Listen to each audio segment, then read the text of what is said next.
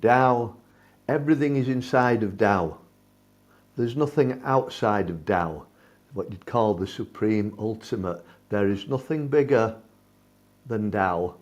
Also, there is nothing smaller than Tao.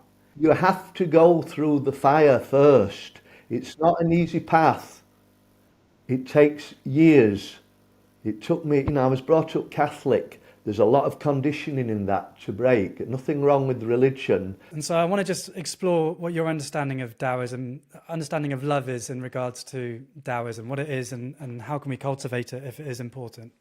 Hey friend, before we get into the rest of the episode, if you want to help support me make more videos like these to help you and to help us collectively live in balance, I invite you to join the online Wudang Taoist Wellness Academy. This is Master Gu's, my Tai Chi Master's, teachings put onto the internet, recorded with love from the heart of China. You can learn Tai Chi forms, Qigong forms, guided meditations, Taoist philosophy, anytime, anywhere. Amazing practices to empower you to take charge of your wellness. We offer a free 7-day trial so you can see what learning's available for you for no risk and join the community. There's 800 students learning from around the world with monthly live streams with Master Gu. There's so much for you to explore. Click the link in the description to join and see for yourself. I hope you enjoy the rest of today's episode. So welcome friends, I am really excited about this conversation. It's a rare treat to have not just one Taoist to explore the Tao with, but two in the room, and what a beautiful setting they're in with scrolls and cups of tea. And so, yeah, what a privilege to be with both of you. If you'd like to introduce yourself and share a little bit about your Tao journey before we get into the meat of the conversation. Yes, yeah. You go first. Yeah, well, I'm very, very happy to be here. Thank you, George, for the invite. Well, Desmond here is the president of the International Taoist Society. He has been a practitioner of the Daoist arts of Lishi for 50 years. 50 years 50 now. years, and he's been teaching for 40 years. And he is also the first Westerner to be the overseas president for the Wai Yii Wushu and the Shandong Wushu Association. Shandong being a province in China of 100 million people, and so it's it's quite a privilege. I don't know how that happened. I mean, it's just Tao. I am Wai Yii, and I am the Vice President of the International Taoist Society. I've been teaching and practicing Lishi, the Daoist arts of Lishi, for many years, and I'm also an author of Way Out, Taoist Path to a Fearless Life. So very, very happy to be here. The next book will be called Way In. So complimentary.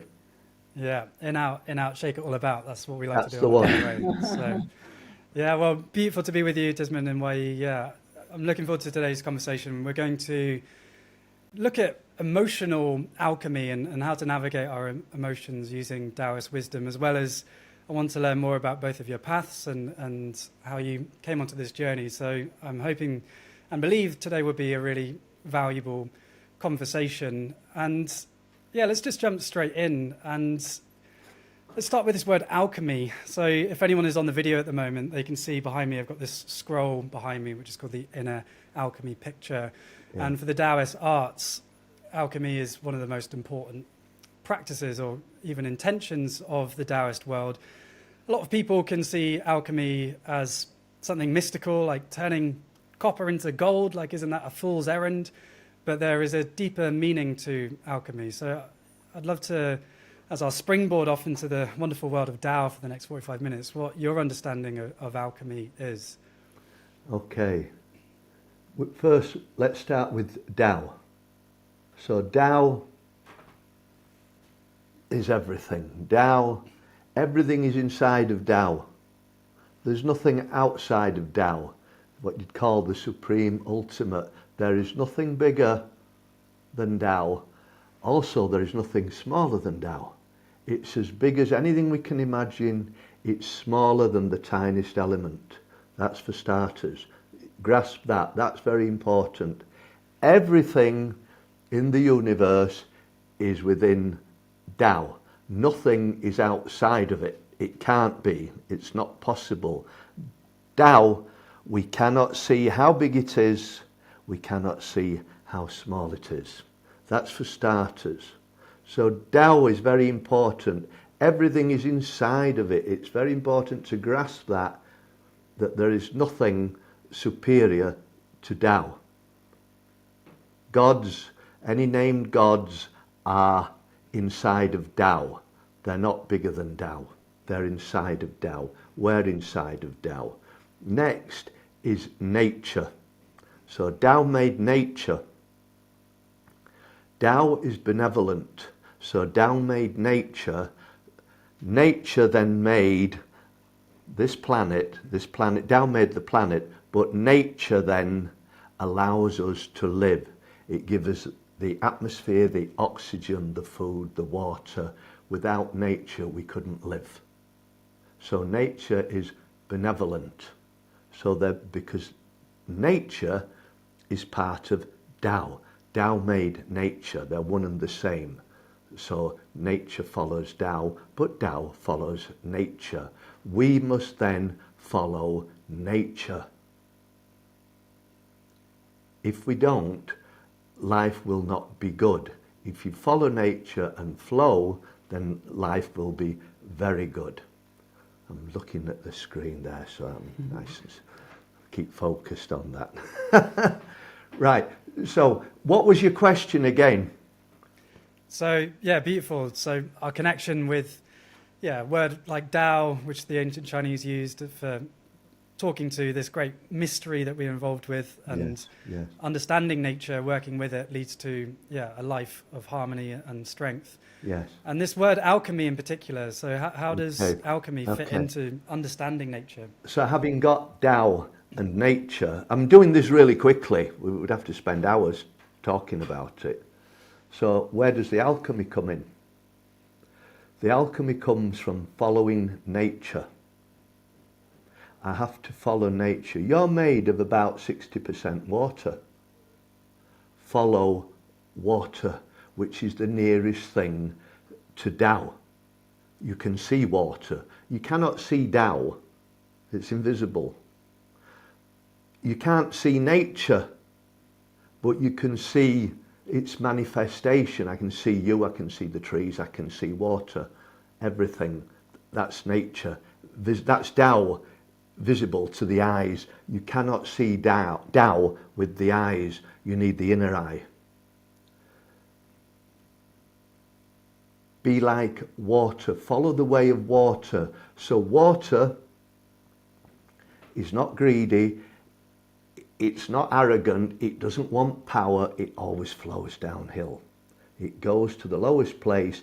It will sit with the lowest people on the planet. Those who you would not want to associate with, they still have Tao. But people often want to be lofty and above that. So they're cutting off their ability to be virtuous, to develop.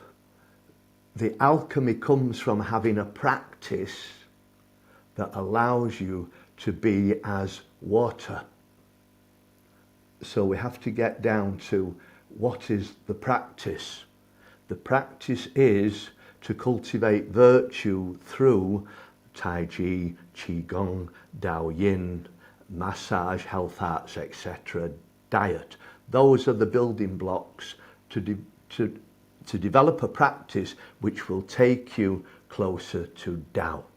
In China, the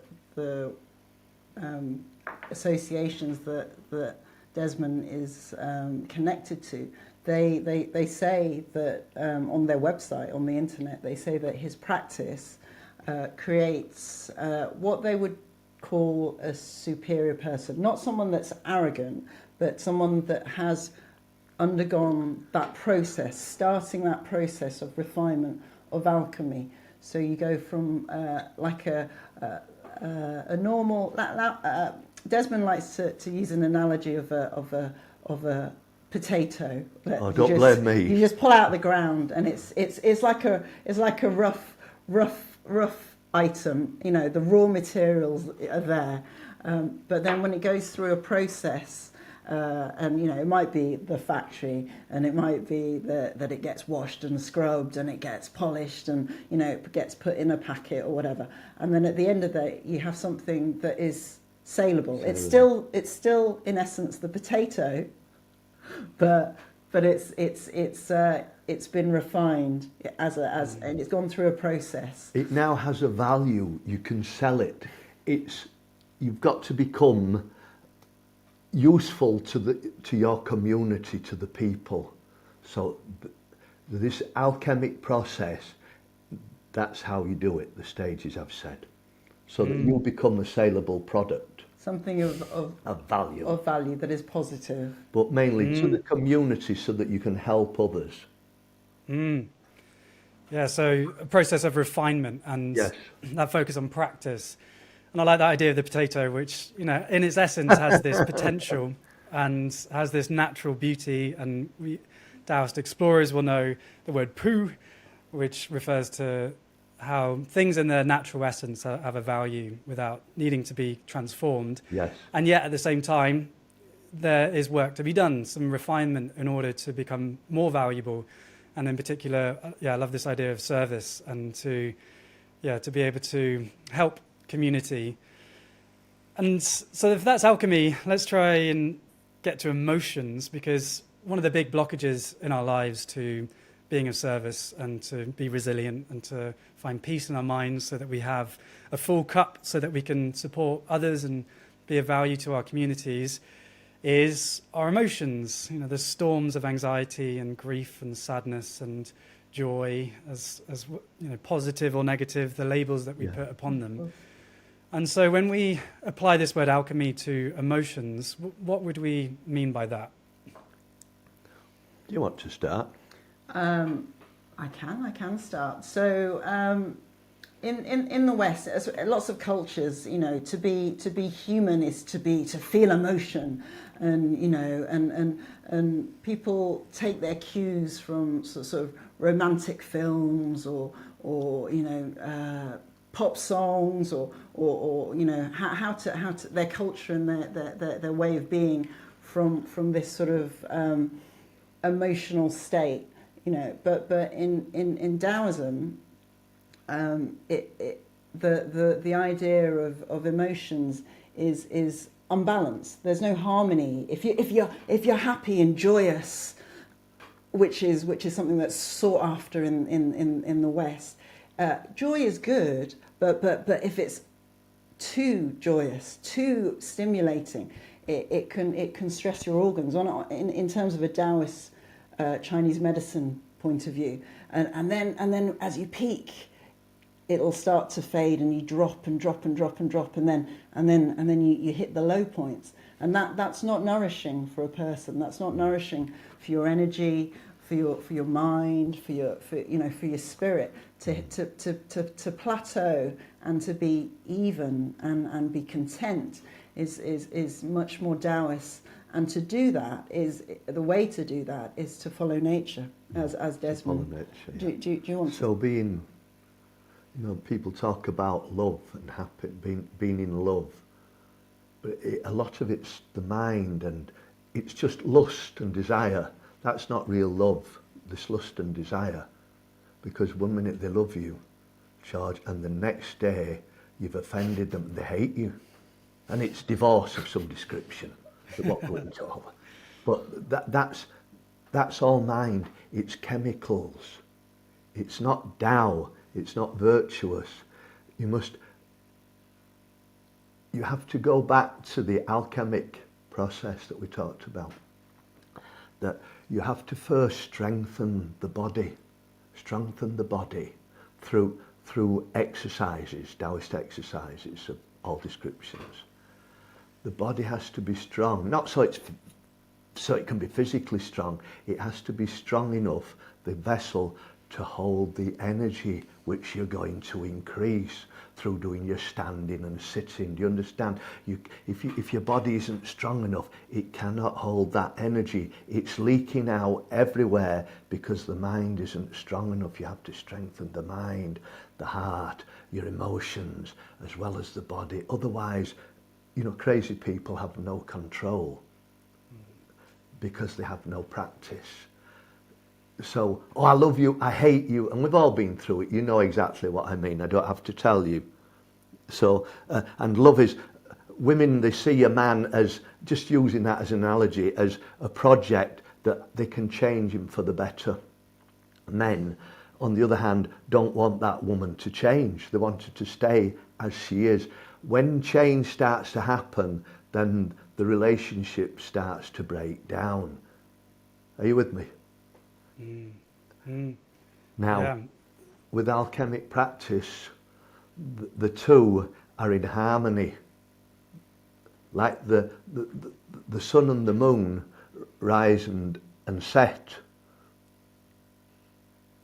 But one goes up, but as one's rising, the other one's going. One is not getting stronger and the other one weaker. They're just changing positions relatively. In the West, people think that yang gets weak, yang is falling, and yin is rising, or yang is rising, men are getting stronger, Yang is strong, and that women yin is weak. Are falling. That's wrong. No, you must get balance. Neither one is stronger than the other. It's simple physics. It's relationships. It's the relation of where they are relative to each other. So love is about trust and freedom, that you allow each other the freedom and you have trust.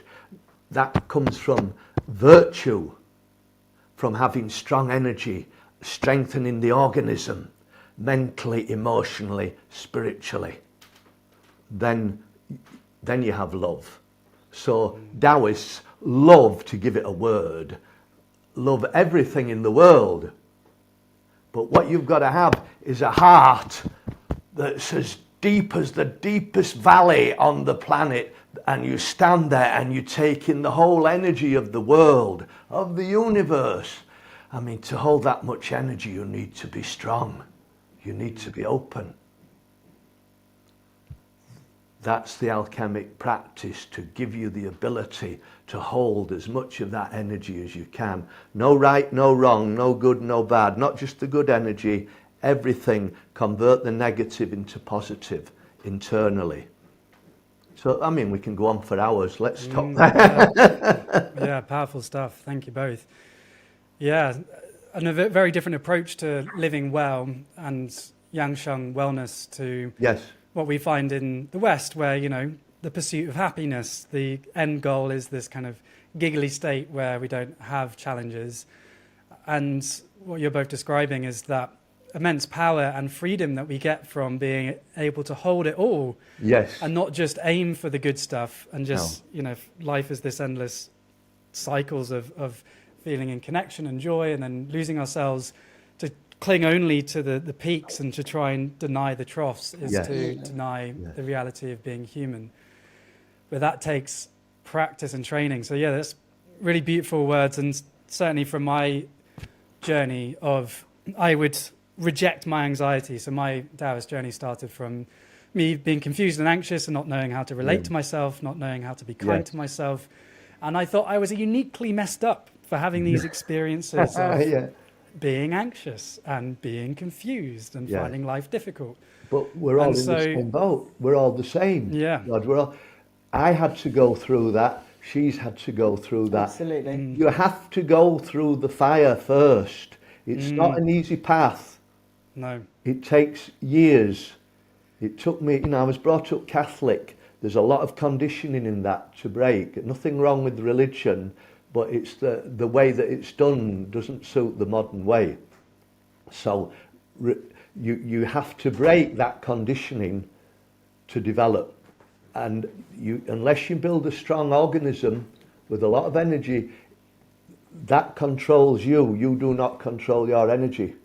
And that's part of it, in terms of the work, the gong, qigong, gong fu, all of that. It indicates work. You have to go through a journey. You have to. It's that alchemy that you touched on earlier on, and it's anything that's worth anything requires effort. It's not that, this instant culture that everyone wants everything quickly, instantly. There's little depth, little value in that. And, for us to work and go through a practice that is consistent, a practice that you might have, regularly, daily, to start to create that alchemic process, so that you're changing, year on year. You're not stopping. Anything that stops, and it starts to die in nature. It starts to, nature is constantly changing. That is the constant in nature. If you, Desmond talks about, you can look at nature outside your window, and the seasons change. They go from one to the next, but you won't necessarily see it with your eyes. But it's changing, it's moving. Yeah. See, the nature we're talking about isn't the nature you can see with your eyes. It's the invisible nature. What you see with your eyes is what we call everyday Tao. The Tao we're talking about, the nature we're talking about, you can't see them. That's what you must develop, the sensitivity. You need energy to do it, to be able to connect to what is invisible. To most people, then, it doesn't exist. Even to scientists, it does not exist, because they can't see it with their eyes. If they can't see it, it doesn't exist. It's a very low level of status. It's no good. You'll never get to Tao with that. Yeah, thank you both. And yeah, it's reassuring on the journey to realise that we're not alone with these challenges. And I talked to Dungming Dao last year, and we had a wonderful conversation. His definition of Dao is movement, full stop. Dao is movement. And that was a big lesson for me, is, I'd have anxiety come up, and emotions can be energy in motion. They are meant to flow through, to be experienced as guidance from the subconscious. But I would create stories with it and create rigidity, like, I'm an anxious person. I am, weak for feeling these emotions. And so one of the alchemical processes for me was to notice those stories, and to notice that emotion, that energy arising within me, and to witness it. And that space that I got from my Tai Chi and meditation practice, which helped me then be able to flow through it without clinging. And I'd be interested to hear a little bit about your journeys, and perhaps we could hear your journeys through that. Perhaps one example of your emotional alchemy. Was there anything in particular that brought you to Taoism, and a particular thing that maybe would resonate with the audience of challenges that you had, that your Taoist practice helped you to transform? Well, I always had the feeling that there was something more in life. I never felt I fitted as a youngster. That's a definite. I could feel energy, but then I couldn't give that a name. It wasn't until I met my teacher, Chi Su, that he gave it a name and said, no, you're not wrong, you're actually correct, but everyone tells you you're wrong and you're a bad un. You're not a good lad, you'll go to hell, you'll burn. Now, that conditioning goes in deep, and it takes a lot of years through the practice of Qigong, Tai Chi, as we've said, as your practice, meditation, to change that to the process washes through you, George. It washes through you. It's this constant washing on a daily process in practice, like you wash yourself, but internally, that internal water washing through you constantly, until you start to shine your soul and get the shit off it. So that the clear you can be seen right through, not the facade that people put to the front, that they're gorgeous on the outside, and you meet many of them, but they're rotten inside and not nice. You work it all out yourselves. I'm not going into details. You all can figure it out. You wouldn't be watching this program now if you didn't have that in you. You've got to have, something must resonate internally, or it's not for you. It doesn't matter. There's no right and wrong. If it doesn't resonate, it doesn't matter. Keep your practice, keep going, do it daily, and things will happen. Doors will open, and you'll wonder, wow, how did that happen? That's Tao helping you. You're listening, you start to feel. You must get very, very sensitive, not just physically sensitive, internally with your energy. Listen to Tao, listen. Now you can't actually hear Tao, it doesn't talk to you in that way, but you can learn to sense Tao. Anyway. And that's how you get rid of, you know, for lots of people when they start the journey, there's still those contradictions about when they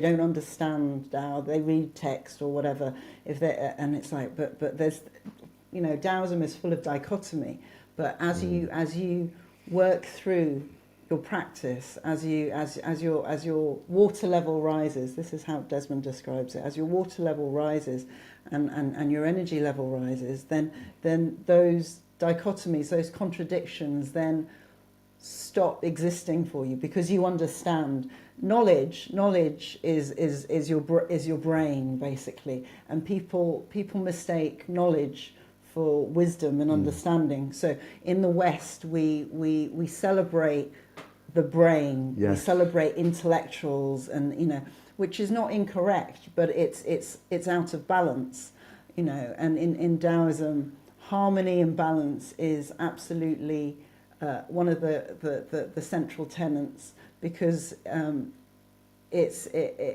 you have lots of theory but you have no practice, it's out of balance. You have lots of knowledge, but you don't have a wisdom and a deep understanding. They're just words. And likewise, if there was no theory and it was just practice, then it's out of balance. But coming back to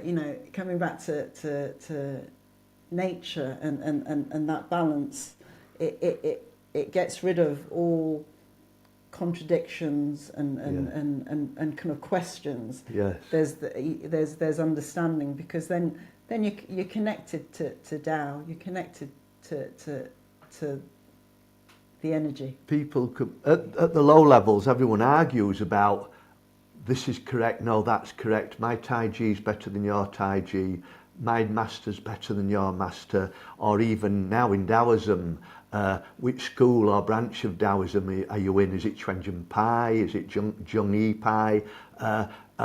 Which one does the best? Or Northern Taoism is this, Southern Taoism is that. This is a Western way of looking at things, this competitiveness of which is best. There isn't a best, there's just practice. No Taoist will ask you what your practice is. That's private to you, what you do with your master. They can look at you and know whether you have a practice. That's what's important. It radiates out. They're not going to ask you what they do, but they know you do something. Because they all have different ways of practice, northern, southern, whichever. The practice I have has both.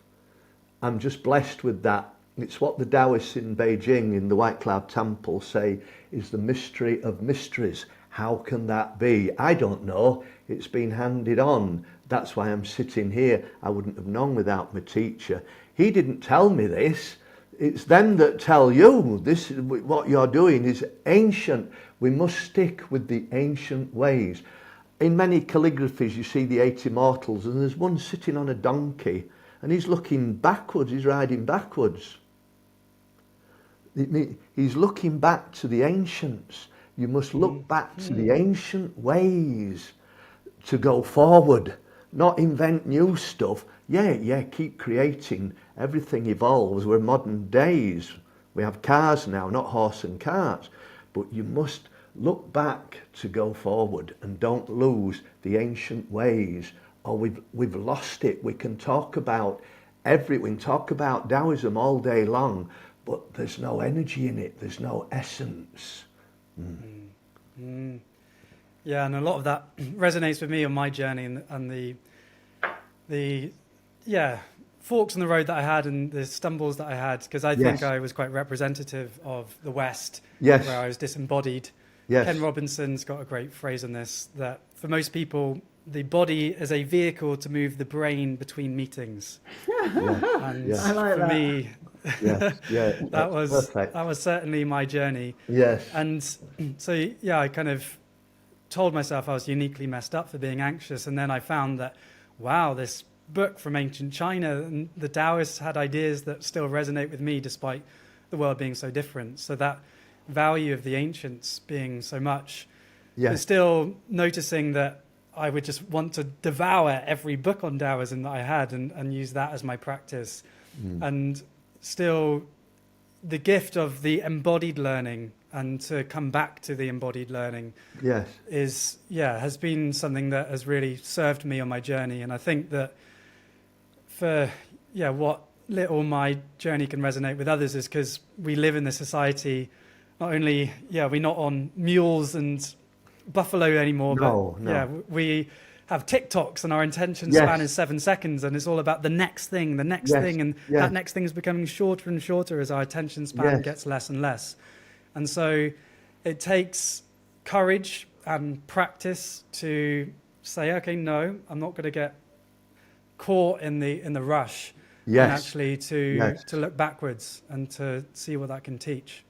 Yes, fantastic. That's the way. You have to resist this. You have to live in the modern world, but use the old ways. But people can't see you doing that. You have to fit in. Don't stick your head up and say, look at me, I'm Daoist. The singing bird, bang, they shoot you. Yes. So Daoists are low key. They people, even in China, they try to dictate how they are, how they live in the temples, etc. But they do as they're told, but behind the scenes they carry on their practice. Once you have your practice, no one can take that away from you. It's yours for life. And here's a Western question for you, is how do we develop that practice? If there's one piece of advice that you could give the listeners, what would that be to help them create their own practice where they can deepen, not just on an intellectual basis? Lose the fear and the stress and tension of modern life. That, you must start on that. Because if you don't lose the fear and stress, the fear of being successful in life, the fear of being a failure in life, the fear of not passing an exam, the fear of passing the exam, the fear of not having a good job, the fear of not having a job, you've got to lose that and just be and accept what Tao sends to you. Lose the fear and the stress. Then if you do that and have your practice and you empty the mind, quieten yourself, be still, then nature will endow you with longevity. Longevity is an outcome of the practice. It's not something you aim for. You aim for what we've just said, to connect to Tao, to connect closer to nature, to follow nature.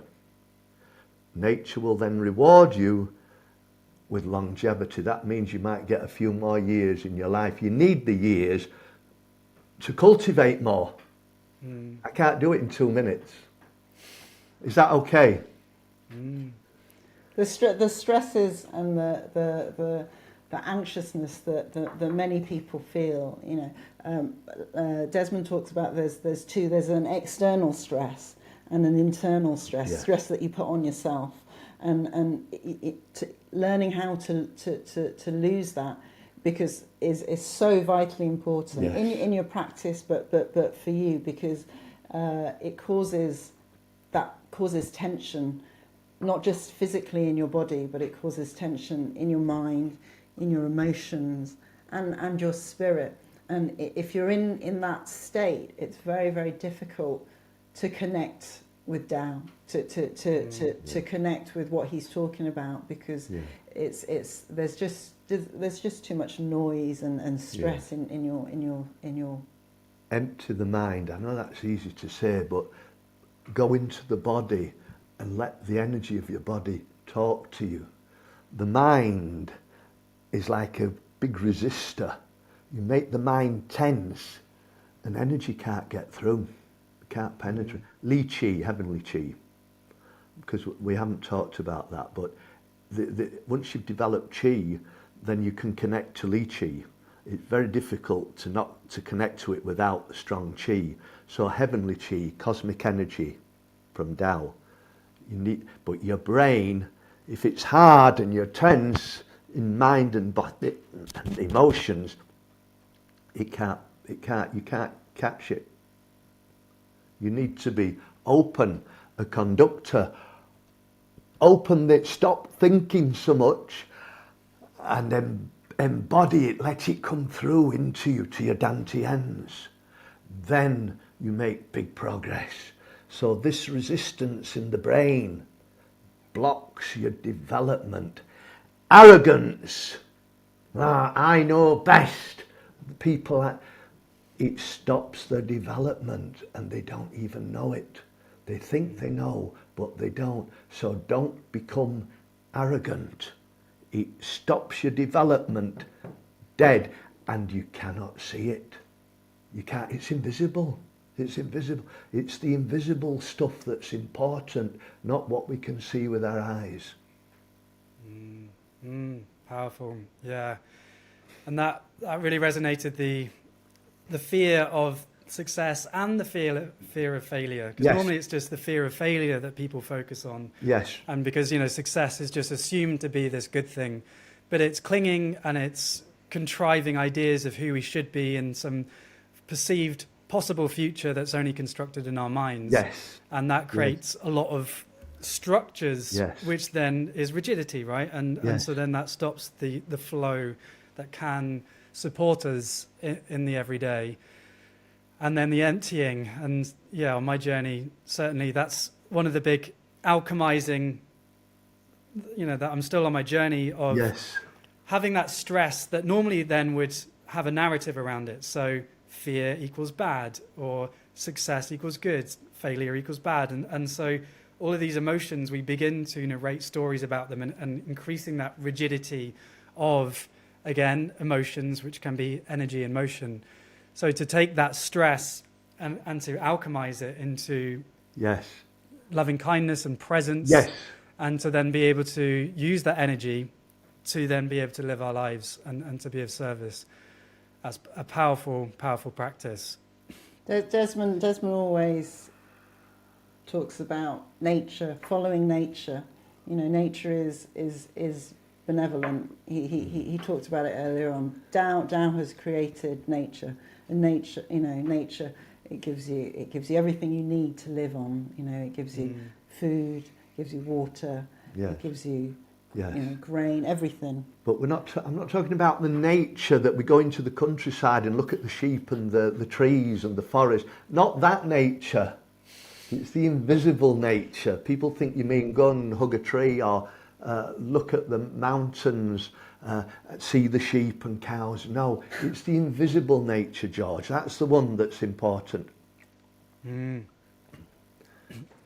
again, something that I started off being quite atheistic, and science is still an important part of what I share, and observation is the key tool of the Daoist, observing the world within and outside to see what principles we can determine, and that is what science does. But then to allow myself to open to the natural awe and wonder and the natural energy that I get when I get out of my own way, and just to be present and to then have that energy be to guide me and to support me. And it's funny how collectively we get in our own way of that abundance that is available. Absolutely. Just going back to what you were saying in terms of the science, Taoism, people sometimes misunderstand Taoism because it's talking about the invisible and lofty ideas, and even Confucius didn't totally understand the Taoists. but Taoism is a science. It's an ancient science, Yes. and it's a science from the East. So but it's absolutely scientific. When we do our practice, you're practicing, and it's repeatable. It's something that you can compare, and from one day to the next day, and it's something that you can build on, and it's not something that is all floaty. It's very much rooted in reality, complete reality. Yeah. It's Sure. Yeah. Go on. Tao is the road, the route, the path. Nature is the method. That's it. Beautiful. And before, I want to hear a bit about the exciting things that you are both up to with your Tao sharing. One final alchemy exploration. I want to come back to love, because love in other traditions, say, Christianity with Jesus's radiant heart is something that is often talked about, his infinite compassion for all beings. And there are ideas of compassion and love in Taoism, but they aren't as, in my view, emphasized. And so I want to just explore what your understanding of Taoism, understanding of love is in regards to Taoism, what it is, and how can we cultivate it if it is important. Well, love is very much in Taoism, but it's not in the terms of this sort of chemical, sort of emotional love. As we've talked about, nature is benevolent. It is absolutely abundant, and it provides us as human beings on this planet, with everything that we need. So we have everything that we need, but at the same time, it's not. It doesn't love you. But it doesn't hate you. But it doesn't hate you. No. That is humans putting human traits on nature. Yeah. Nature and Tao, they're not human. Tao is an entity too big to comprehend. It's not human, so we can't think. Us thinking in a human way is not the way that Tao works. It's not possible. So we can't comprehend it.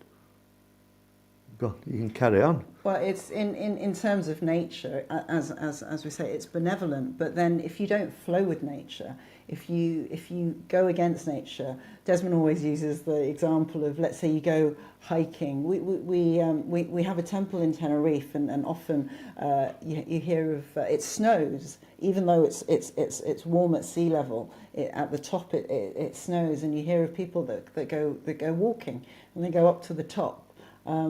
But then they just wear what they wear down by the beach, a little vest, pair of shorts or whatever, and then they don't come back because you can't battle that with nature. But nature doesn't care.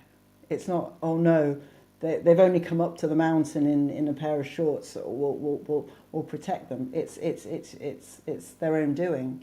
So it doesn't distinguish. No. Nature, it doesn't hate you, it doesn't love you. If you don't work with it, that's your business. The outcome is your effects, nothing to do with nature. Nature provides, it's how you use it. If you don't care to be correct, if you go up the mountain in a pair of shorts and it snows and you die, nature isn't bothered, Tao's not bothered. We're too small. Absolutely. It's up to you. This is why you must connect to it. Yeah, and not requesting of the universe, please save me because I haven't brought enough clothes. It's like you do it yourself. This is why Taoism is not number one in the world for people, because the practice is you have to do the practice, George, yourself, don't you? In religions, the priest can do it for you.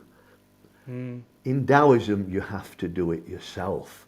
That's too hard for most people. Too difficult. There's no psychologists in Taoism. There's no psychologist in Taoism. You have to sort yourself out. The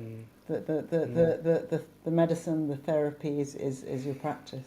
So that alchemic practice that we talked about earlier, that you mentioned, that energy must come up and sort this out, your mind, which you're doing. You must sort that out yourself. No psychiatrists. You do it yourself. Then you don't need them. But you need a lot of energy. You must bring the energy up to it. It's no good it just sits in your dantian. It's got to come up.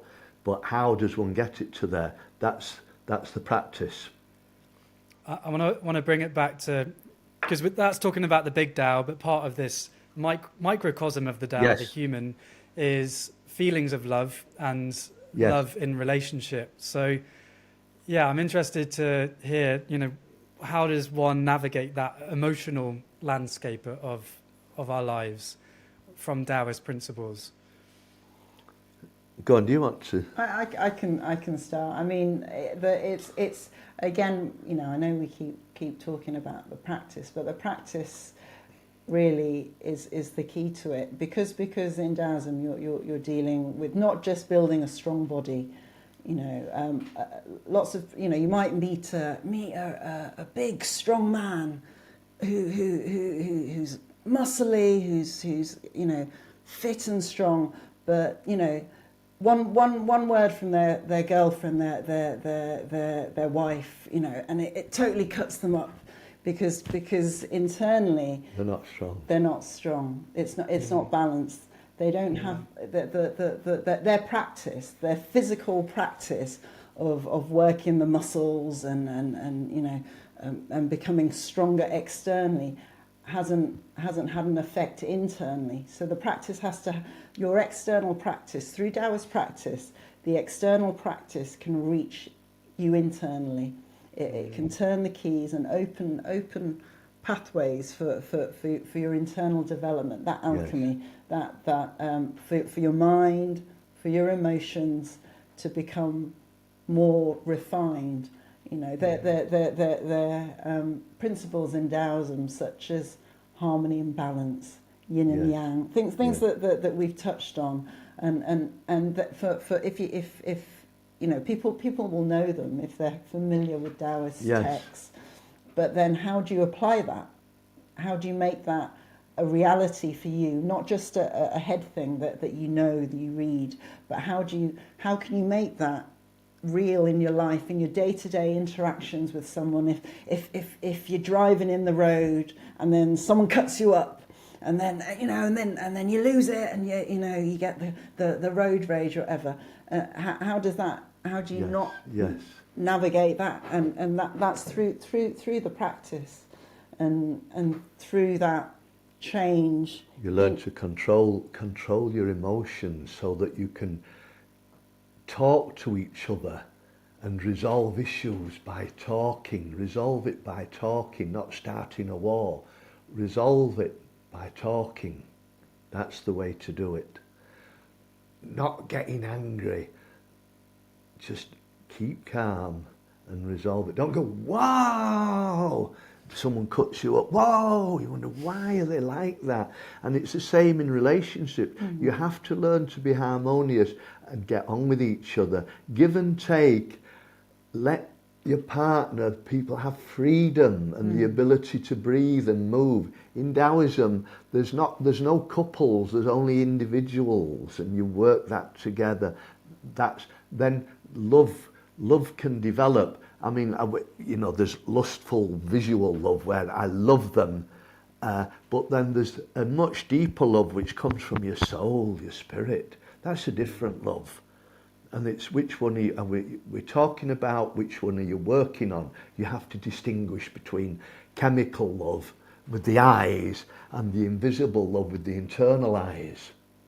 In relationships, often it's about controlling the individual. That you love them if they do what you want, but if they don't do what you want, then it goes out the window, and and that's not Taoist. That's not a Taoist understanding. It's you don't control them. They're an individual, and they're choosing to be with you in terms of if you were in a relationship. It doesn't go up and down and swing. You give them that freedom to be them. You've got to be calm. If you lose your temper, once, it's technically a bit of mental illness. In Taoism, you're not mentally ill, but you've shown a touch of mental illness.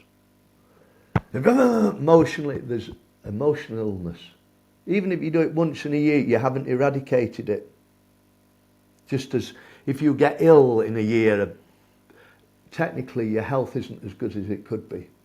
Now, to most people, that sounds like nonsense, but that's, in your practice, that's what you're aiming for, that I don't lose it, even once in a year. And the practice is, when you feel it rising, can you control it with your energy and bring it back down again? Then you're starting to get control of the energies of the body. But you need a strong mind to do it. Then love will come naturally. Beautiful, yeah.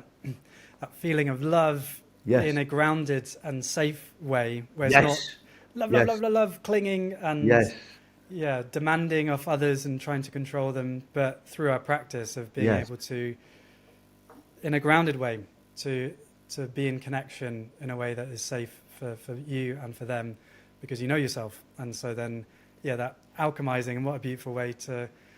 You've got to love yourself, number one. Number one, love yourself. And it's hard to do that at first. You've got to work on it. That's the practice. You work on that through your practice. It's a circle. But remember, what we're talking about is a science. It's not just fiction or a man-made religion. It's a science based on energy. Well, I'm feeling love in hopefully a grounded way for both of you, for your wisdom today, and for so much depth there, and really grateful. And before we close our conversation, I'd love to hear more about your exciting project that we were talking about before we started recording in Leeds, and a bit more about your teaching and how people can find out about what you're doing and support some of the work that you're doing. Well, we're very, very excited, because for about 40 years, Desmond has been teaching in community venues, in church halls, and we've been asked by the White Cloud Temple in Beijing to set up a centre in the UK, and we found a building that is actually very, very, very perfect. The feng shui is wonderful, and we're currently fundraising. We're very, very excited to very soon have a permanent base for our practice. Yes. Where other Daoist experts can come, and we can do and share more of Daoist wisdom to people that need it, because people in modern people need it. But we're up against developers who want the same facility.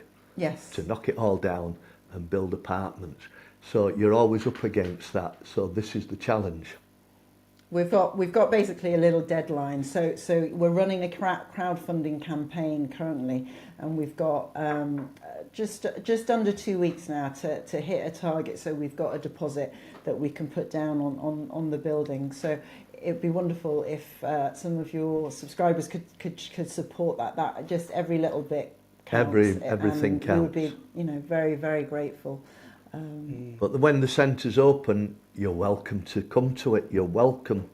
There'll be a place of teaching, and the White Cloud Temple have already named it. Yeah. And Hai Ying Guan. So it's Sea Cloud Temple, but Guan is in a place of observation, of reflecting, learning. So temple can mean a hall. To use the word temple can be a bit religious sounding in the West. But it can be a hall. It's a place of learning, of development, of nurturing. It's not technically just religion praying to a god, which some people resist that now. So we don't want to get involved in a thing about religion, because Lao Tzu, when he wrote Tao Te Ching, he did not write it as a religion. It's a way of living. It's a culture. That's very important to distinguish that. Well, I'm sure the audience know from this conversation that the work that you're doing is amazing and valuable, and there's a lot of depth to what you share. And I've donated, and in the description of the video and the Thank you very podcast, much. there will be links to donations. And what would people search in to find you? If they go to the Just Giving website and search Awakening the Tao with a T, then we'll be there. And yeah, that would be amazing. Well, Desmond and Wai Yii, what a privilege and joy to have you. Thank you so much. It's a privilege to meet you. Thank you very much. Privilege. Thank you. Bye-bye, everyone. Bye-bye. Bye-bye. Bye. If you'd like to support me, make more episodes like this, as well as learning loads for yourself, check out the online Wudang Daoist Wellness Academy, Master Gu's teaching platform. You can learn Tai Chi, Qigong, meditation, Daoist philosophy, so much amazing content from the ancient Chinese and Daoist traditions to help you take charge of your wellness. There's a free 7-day trial so you can try with no risk to see what learning is available and join perhaps Master Gu for some of his live streams and the community. There's so much for you to explore. Click the link in the description. Hope you have an amazing day, and I'll see you for the next video.